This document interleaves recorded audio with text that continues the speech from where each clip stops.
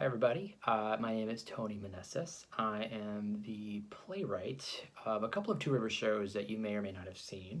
My world premiere happened first with Guadalupe in the guest room, which premiered February of 2015, if I'm not mistaken. And then I had a world premiere of my play, The Women of Padilla, which was, I believe, 2 seasons after that. And then we were supposed to have our world premiere of the Hombres in April, and due to circumstances, which we all know, we are now on pause about when that can happen, but hopefully soon. We are trying to find a nice time of year where hopefully we're a little bit more out of the woods. So today, sort of doing this mini little class about playwriting, though I want to sort of attack it from a different point of view. Perhaps sometimes in these sort of situations you might expect a writer to give you like a how-to write a play, more instructional advice or insights into that. I decided to do something a little bit different actually. So, as far as like how to write a play, if you want that advice, it's kind of simple. Just do it. Write, make the time, write the play, write the pages, write the scene, whatever it may be that you are wanting to put to paper. The simple advice is to just actually try and do it. And not be afraid of, outcome or editing along the way. The best thing that I learned, I've gone through an undergraduate program where I basically majored in playwriting. That was my field of study. I went to graduate school. I went to the Juilliard School for a 2-year program there. And the most practical thing that I learned in all of those programs is just writing the plays, writing a new play after play after play after play. You learn the most by actually doing it. And making yourself do it and holding yourself accountable to it. I guess the second piece of advice in terms of like actually writing something is, advice that I'll paraphrase from my teachers at Juilliard, Marcia Norman and David Lindsay-Abaire, is writing from your stuff, and that is an ambiguous thing, but it's on purpose. Whatever your stuff may be is ultimately subjectively yours. What is on your mind, what's in your heart, what are your experiences, what's your background, what's your point of view about the world, your voice about the world, and what you want to share. That is always ultimately going to be yours. So, in terms of advice of like what not to write or what to write, it is ultimately your singular point of view as an artist about what that may be. All right, but the real point of what we're doing today is, not the playwriting itself, but the environment around it. And what does that mean? In an abstract way, it's mostly like pulling from the external and how that informs the internal of the writing process. So some very basic things to think about is, where do you write? Maybe a journalistic approach is kind of the mode of attack today. The who, what, where, when, and why kind of stuff. But let's just start with where.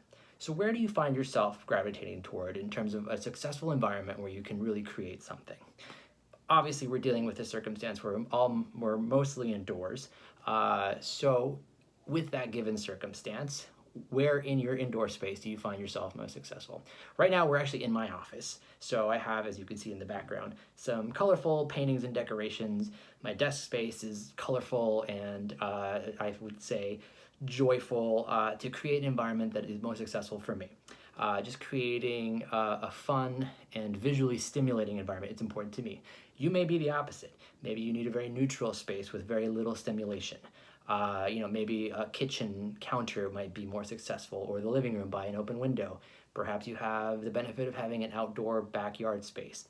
In the olden days, when we could be a little bit more social, some peers of mine found themselves, they could only write in outdoor spaces at coffee shops or what have you to avoid the distraction of being at home and the temptation to clean or do other things that we do domestically in our private spaces.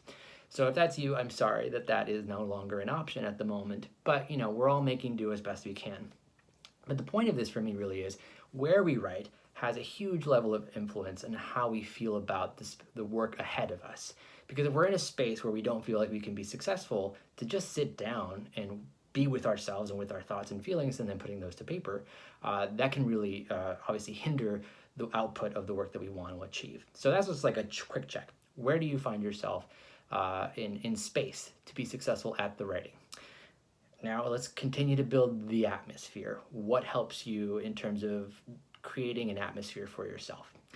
I find in terms of rituals, what's helpful, and I think we all are creatures of ritual. Routines help us. I think especially in moments like right now, where we are creating new rituals given the circumstances and helping us sort of cope with our environment. It's the same thing for artists and writers.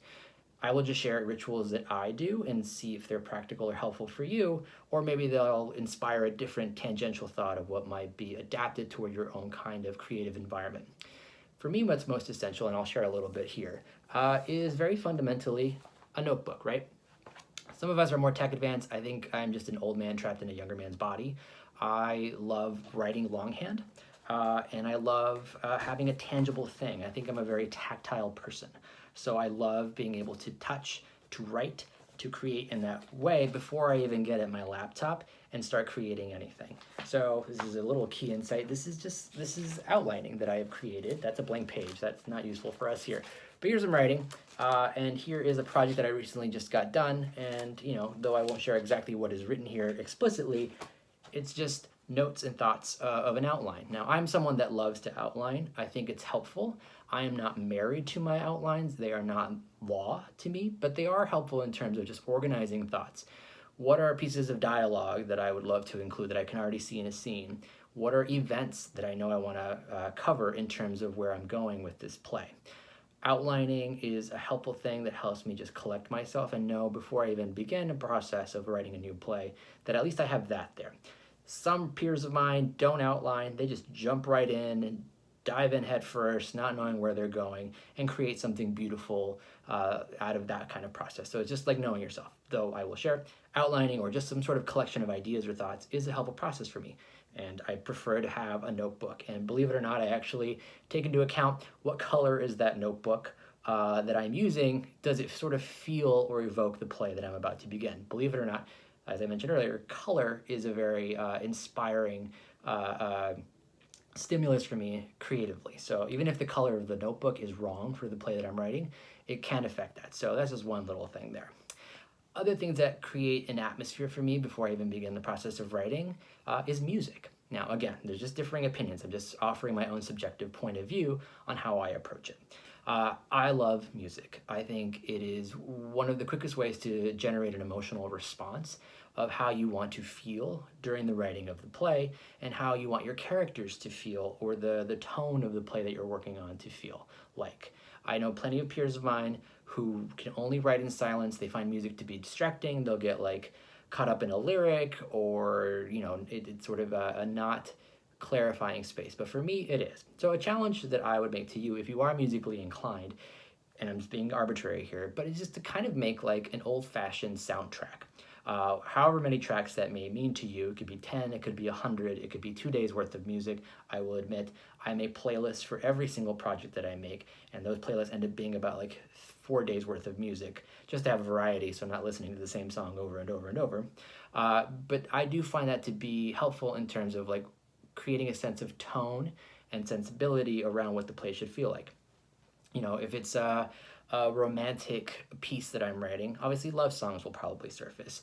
If it's something, for me, for example, with my cultural heritage of being a Mexican immigrant, Spanish music is sometimes an influence. If it's something a little eerier in tone, I might have some music that's more evocative of that feeling. But I do find it's helpful to create an atmosphere that sort of kind of is a guidepost of the experience of that play. And you'll find as you work with music, sometimes you'll hit a track will come up and you're like, oh, this is totally taking me out of the moment. I don't need this on my playlist.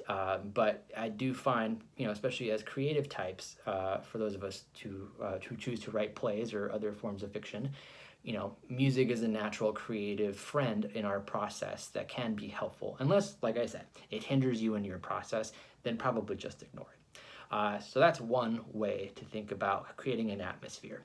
A little bit of that, to go with that, is some precursor stuff too. Before you dive into a play, I think it's important to do a little bit of research. So knowing what kind of story you want to tell and what are influences that might help you get there. Movies, books, television shows. I think sometimes when we're in feedback structures with other writers, we'll give each other advice like, hey, do you know this movie? Do you know this book? It sort of reminds me of the world that you're in. sometimes you can sort of interpret that like, oh no, I wrote something derivative or not original. That's not the case, because, you know, here's a sort of a fun reveal. We're all unoriginal. You know, all stories at this point, if you're dealing with traditional, you know, narrative, maybe not experimental postmodern kind of work, but if you are writing story and character in a way that is, you know, for lack of a better word, naturalistic, it's all been done before. So you're not going to reinvent the wheel. You sort of embrace that, accept that. What you can do, though, is, you know the structures, know the storytelling that is out there, so that you can kind of have a familiarity of examples that help you, just as guideposts or just little inspirational points to see how others have done, perhaps the narrative choice that you're doing, in ways that ultimately, obviously, you're going to do it in your own voice, in your own point of view, in your own artistic sensibility. Because, like I said, we're not going to reinvent the wheel when it comes to storytelling. But what we can do is subvert it. We can innovate it. We can reinvent it.